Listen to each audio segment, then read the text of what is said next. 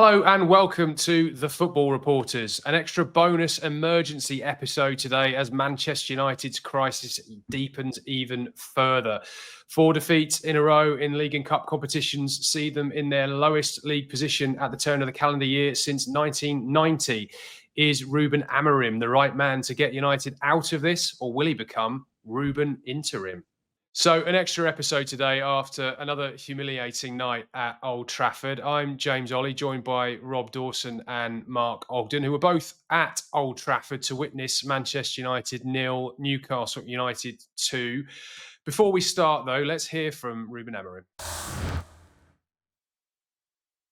When you have these kind of moments, especially in the big clubs, it's really hard to turn things around. And especially when you don't have a lot of time to train the basics to cope with the difficult moments. So we have to acknowledge our position, the way you see the league. Everybody can win everybody. So we have to win games and to focus on surviving. Focus on surviving. This is a newly appointed Manchester United manager whose aim is to restore a great club to the top of the Premier League, and he's talking about potential relegation. Guys, look, I don't want to. We obviously know he needs time. We know he's walked into a complete mess, but I was sort of watching it last night on the TV thinking, is he a little bit responsible for this? When you look at the lineup, Casemiro and Eriksen in central midfield, the system that I understand why he wants to implement it, but it doesn't suit the current crop he's got. How much of last night was actually on Ruben Amorim, who then obviously had to make a substitution half an hour into the game and kind of rectify the starting lineup that it just felt as though he got wrong? Well, obviously he picked the team, but his hands were tied a little bit by the fact that Manuel Ugarte and Bruno Fernandes were suspended. So obviously Ugarte would have played and Casemiro and Eriksen would not have played ordinarily. But I think just going back to the first part of that, the language and the relegation battle, and is it unusual for a Man United manager to talk like that? I mean, myself and Rob have been down this path before when I remember David Moyes was hammered by us and the fans for talking about games that Liverpool were favourites against Man United and Man City were favourites against Man United. And over the last 10 years, that has been the case that United have taught themselves down quite a lot. But we're in a situation now where this is unprecedented. A Man United manager talking about relegation. Really, I mean, they were relegated in 1974, but never since have they been in real threat of being relegated. And I think we have to put it into some sort of context here because they're 7 points above the relegation zone. So they are still decently above the relegation zone, but they're closer to the drop zone than the top 4. That's a fact. But just some numbers here. So Marcus Rashford and Bruno Fernandes are top scorers in the league with 4 goals. 4 goals. Alejandro Garnacho's got 3. Now, Rashford and Garnacho aren't playing at the moment. Garnacho's playing a little bit, but Rashford's on the bench. He's been dropped. Joshua Zirkzee has got 3. Rasmus Højlund has got 2. So they're not scoring enough goals for a start. If your top scorers are on 4 goals at the halfway stage of the season, you've got problems. Defensively, they've got a worse defensive record than Everton. They've scored fewer goals than Leicester and Wolves. So all of those numbers and facts point to Man United being in a relegation battle. Now, sitting here now at the end of December, do I think they're going to be relegated? Probably not. But if you put all those players into a Crystal Palace shirt or a Southampton shirt, you wouldn't be saying, oh, these players are underperforming, they should be playing for Man United. The reality is these players are where they should be. They're not good enough. And that is the alarming thing for me. And before Rob jumps in, I was exchanging a couple of messages last night with our ESPN colleague, Jan Fjortoft, who had some relegation battles himself back in the day with Middlesbrough, with Swindon, may even be with Barnsley as well. That Jan's got a few relegation battles up his sleeve. And he said that the one thing that struck him was that teams like Ipswich, who had a great result against Chelsea, said every point that they gain, they will see that as a climb in the mountain, a massive result, a massive victory, and a win is even bigger. He said that's their mindset. He said, you look at the Man United squad, they haven't got that mindset. They've not got a mindset going into games thinking we need to win today for survival purposes. They're still in that kind of zone of denial. So if Ruben Amorim is saying this club needs a shock and he's saying the right thing to do need a shock, then the shock could be, guys, you're in a relegation battle, but that could work 2 ways. That could be a kick up the backside that they need, or it could be, we're not very good running a relegation battle, so this is where we are. I've got quite a lot of sympathy for for Amorim. I think he's been given an absolute hospital pass with what he's inherited at United. To come in, I know James, you just touched on it there. To come in mid-season for any manager is tough because you don't have the benefit of building up the fitness levels that you need during pre-season. So that is tough right off the bat. Then you're coming in trying to implement a very, very different system. Again, that's not Ruben Amorim's fault. Ruben Amorim has had success all the way through his managerial career with 3-4-3. United knew exactly what they were getting. They knew that he was going to come in and he was going to start straight away playing an entirely new system with a group of players that's been assembled to play a variation of 4-3-3, all the way back to Louis van Gaal, David Moyes, all of those managers. The squad that has been built for those managers is to play 4-3-3. He hasn't got the wing backs that he needs. It was highlighted in the TV coverage last night. They just hasn't got the players out wide to be able to attack and create chances, or the chances that they need to be able to create and also defend. And you're left with a situation where Amorim ultimately is trying to play it safe by picking two fullbacks at wing back, but they're not defending well enough to stop shipping goals. So it's not working. The biggest thing for me, and Mark has just said it there, is that we can talk as long as we want about the system and Amorim, and he has made some mistakes. He has made mistakes. I'm not going to deny that. But ultimately, the group of players is not good enough. They are just not good enough. There's not enough goals in the squad to win games regularly. They make basic mistakes time and time again. Playing 3-4-3 has got nothing to do with players who aren't capable of making 10-yard passes. It's got nothing to do with Alexander Isak being free on the edge of the 6-yard box when he's between Martinez and Maguire. The system has nothing to do with neither one of those players turning around and picking up Isak and trying to head the ball away. It's just got nothing to do with it. Now, there has been a lot of criticism of Amorim, particularly sort of in the wake of that Newcastle result, about picking Casemiro and Eriksen in midfield. That midfield with no legs, two aging players who were great a few years ago, not so much now, against a really dynamic Newcastle midfield three. The one thing I would say in Amorim's defence is that he has been haunted, apparently, by people at United have said that he's been haunted by the injury record that Ten Hag had to deal with, and that he's not prepared to risk players at all. Now, there was a case that United fans were walking away from Old Trafford last night saying, why has he not picked Kobbie Mainoo? Well, Amorim didn't feel that Kobbie Mainoo was fit enough to start that game, and he's not willing to risk it. So the only players, because Ugarte and Fernandes were suspended, the only players he had available were Eriksen and Casemiro. Again, that's not his fault. That is shocking recruitment over the last 10 years, leaving you in a position that when you're missing a couple of players, you can only pick Eriksen and Casemiro. And for the first time last night in the press conference, I must admit, me and Mark were both sat in the press conference after the Newcastle game, listening to him. He looks beaten by it already, and I don't But he blame gave him. a brilliant answer. But he was asked specifically, why are you sticking to this 3-4-3 when it's not working out at the players for it? And I thought he gave a fantastic answer in that he said, look, these players were built and spent the last 2 years working in a different system.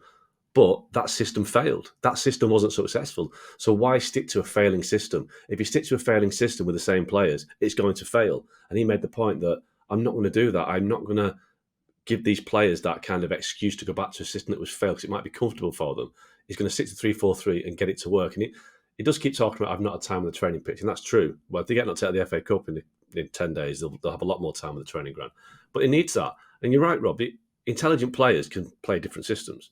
But players who are out of their depth and playing at a level that is beyond them, and I think the majority of that United team can't cope with it. And I think there's no excuse for people like Lisandro Martinez, who is a World Cup winner with Argentina, who repeatedly is being outjumped because he's about, 5'5", 5'6". Teams are targeting him.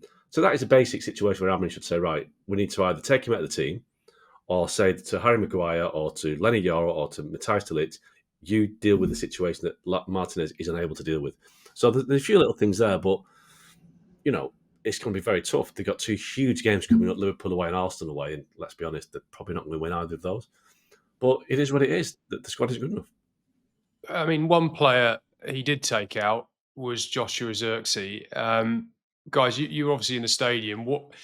Firstly, I mean, my sort of immediate reaction to it was I kind of credit Amorim for doing something about it. Not waiting until halftime, trying to be proactive. But he probably didn't anticipate the reaction in the stadium to the player himself.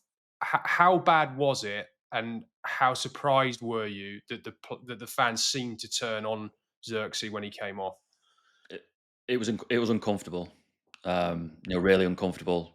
Mark and I have got no skin in the game, but even just sat in the press box, it was uncomfortable watching. Ultimately, he's a football player, but he's also a human being being subjected to that from his home fans. Again, I'm going to sort of defend the fans a little bit in that Amorim could have taken anyone off at that stage, and no one would have been particularly surprised. Xerxes wasn't playing well, and he does frustrate a lot of fans with the number of times he gives the ball away.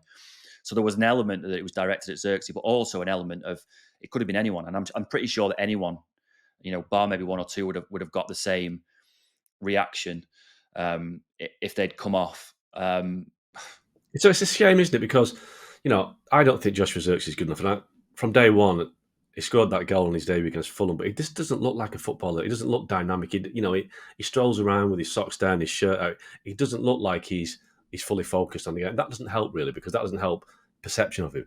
But when Man United came calling him that somebody's playing for Bologna and offered him a chance to go, what is he going to do? Say, do you know something? I don't think I'm good enough for Man United. I'll stay here. You take the chance. It's not his fault that he's at Man United. It's the fault of the people who recruited him and thought he could do a job. But I do feel that, his style doesn't help, and he doesn't look the most energetic at times. A bit like a Berbatov and Mesut Ozil. He looks languid and looks lazy at times. I don't think he is. But he scored more goals than Rasmus Højlund. But Rasmus Højlund he's a player that's all energy. He chases people down. He looks like he's giving it. But is he any better than Joshua Xerxes? Not really. Again, he's another player that's out of his depth. A young player that's come from Serie A, scored a few goals in Italy. But it's a much different level in the Premier League. But Rasmus Højlund and Joshua Xerxes probably not good enough for Man United. But again, they're not going to turn down the chance to play for Man United. It's not their fault. The fault is on the people who brought them in and expect them to do the job of senior professionals and seasoned players. It's really hard to watch Man United at times, thinking that, Rasmus Højlund is basically a modern-day Diego Forlan, but Forlan came in when they had, Dwight York, Andy Cole, Ruud van Nistelrooy there to shoulder the burden. But now he's doing it on his own, and it's tough. But just getting back to what Rob said about Xerxes, it was a proper wow moment. It was like, wow, this is like, I've never ever known that at Old Trafford, but anywhere. I've been at grounds where players have been booed by their own supporters before, but to actually cheer when a player's been taken off, that was brutal. It was cruel. They don't do it, do they, at Old Trafford? It has happened. I mean, I've been in the ground at the Emirates where it happened to Anthony Martial once, but again, he was in a similar sort of stuff. The fans don't like players who they don't feel are working hard. Not to that extent. No. I mean, I've been in the Emirates when it was pretty toxic towards Emmanuel Aboué, I remember, and Andre Arshavin when he came on. I remember one game at the Emirates where he kept giving the ball away, and I mean, Aboué had to be taken off. I want to say Wigan, I think it was they were playing, and he had to be taken off because it just got every time he started making mistakes, the crowd got on his back, so he made more mistakes, and he had to come off. And it was hot, as you say, as you guys have said, just on a human level. Forget who you support. To be put in that situation where you've got 60,000, 75 at Old Trafford, the vast majority of whom are just, don't want you there. That's a very difficult thing to come back from. Do you see a way back for Xerxes from here? I do, because I think the reaction has been overwhelmingly in his favour since then. I think that a lot of people want to defend him. So I think the next time he appears in a United shirt, he'll get a lot of support from the fans. I think it'll go the other way completely. So I think a lot of fans are embarrassed by what happened last night. So I think he will get a chance again. I just think that ultimately he's not cut out for it. But I do think he tries. I think he tries, and I think he's struggling. He's struggling to match the level that is expected of him. But it's a different scenario to Marcus Rashford, for instance. So I thought Rashford would have got a bit of stick last night when he was warming up, but there was nothing. And next time he plays, what will happen there? Well, Rashford, if he plays again, I thought the Rashford thing was interesting because Ruben Amorim has brought him back into the team after 4 games out of the squad. He put him on the bench. Didn't even play him. They were 2-0 down, chasing a goal, 10, 15 minutes to go. He puts Anthony on. So that tells you that Ruben Amorim either doesn't want Marcus Rashford to score a goal and rescue a performance and make him much more powerful than he is, or that it shows you that Amorim has no plans whatsoever for Marcus Rashford. But Marcus Rashford last night, as soon as the game finished, went down the tunnel disappeared while the rest of the players did the kind of the walk of shame around the pitch, applauding the 3,000 fans that had stayed behind for the final whistle. So I think Xerxes got a future. Rashford, not so sure. I think that the Xerxes thing maybe was a build-up of just all the frustrations, all the different strands of frustration that are building up around Man United. You know, you've a situation where they've wanted to oust the Glazers for so long. He finally gets a Jim Radcliffe in. It's meant to be this kind of brand new era. All they've had since really is talk of kind of cuts, and the charitable foundation having their money cut. The ticket prices have been hiked. All these kind of negatives. Again, he brought in all these brand new executives in the summer. It was meant to start, triggering a brand new approach to recruitment that was such a problem for so long, but now it was meant to get better. Obviously, Xerxes came in as part of that recruitment. And I think Mark is right. Beyond anything else, right now, he just doesn't look like a Man United player. So lots of the fans are looking at him thinking, well, this is just the same old stuff. This is the same as Anthony or Fred or any of the players who have come in who haven't lived up to the expectation. Again, you've got Amorim who's come in. The fans at the end really wanted rid of Erik ten Hag. He leaves. Amorim comes in, who's this kind of bright, young, successful coach who's done well elsewhere, and then that's meant to trigger this revival. Again, that doesn't happen. The frustration that has been building around Man United for probably the best part of 10 years, it's gone in kind of peaks and troughs, is now really starting to build up again, because they just see the club, having promised all these fresh starts, make mistake after mistake after mistake. And the worry, I think, for lots of Man United fans is that as much as they want to get behind Amorim and like how he's spoken in press conferences and how honest he's been, that Amorim is just going to get swallowed up in this gigantic mess that Man United have become. And that if this doesn't get better very, very quickly, you end up in a situation in sort of March and April time where Amorim's had 20 or 30 games in charge and has lost more than half of them. And that is really, really tough for any manager to come back from. Once the mood starts to turn and things are questioned, it's really, really tough. Even though lots of Man United fans are saying, well, you can't judge Amorim until sort of 10, 15 games into next season, give him a pre-season, get his own players in. This season, if this doesn't turn upwards really, really soon, the pressure is just going to start crushing people. And we've seen it. Me and Mark in particular have seen managers, really good managers, just get sort of squashed by what Man United has become. And that is the worry that lots of Man United fans have got now, is that it has become that impossible job. And that if Amorim can't do it and has to, for whatever reason, he could decide to walk away. I would have no sympathy for it, no blame, sorry, because what he doesn't need this. He's walked into something that he probably didn't even expect. But if it's not Amorim, then who is it? Who is it? Where do you go after all this? Last night, the question to the end of the press box was, how long did Steve Coppell last at Man City? So, one for our kind of older viewers, but back in the 90s, Steve Coppell lasted about 40 days as Man City manager. Couldn't handle it. It was just such a mess. And Man United are becoming the Man City of the 1990s, which is, I never thought I'd say, but just chaos off the pitch, chaos on the pitch. And it's a mess. And I think one thing that could become an issue, like Rob said about, Amorim's already lost that very small bounce that he had. If you get to the point in March, April where confidence is lost, you get to the summer where people are already doubting the manager, who has a very specific way of playing, who will need specific players to play that way. What if the club think, God, I'm not sure about this guy. Do we really want to buy a squad of players that only want to play his system? What happens if you get rid of him and then somebody else comes in? Then the doubts creep in. And you could get to next summer with people at the club thinking, do we really want to buy players that are comfortable with three at the back, because we might be getting rid of him in December? So it's creating lots of problems down the line, which it's just like rinse and repeat, isn't it? Same again next season. Players not being good enough, recruitment not being good enough. It's endless. Well, the most immediate problem is they've got Liverpool away next, Anfield on Sunday in the Premier League, before they go to Arsenal in the FA Cup third round. We'll be back tomorrow with a bumper episode as the transfer window opens. We'll see you then.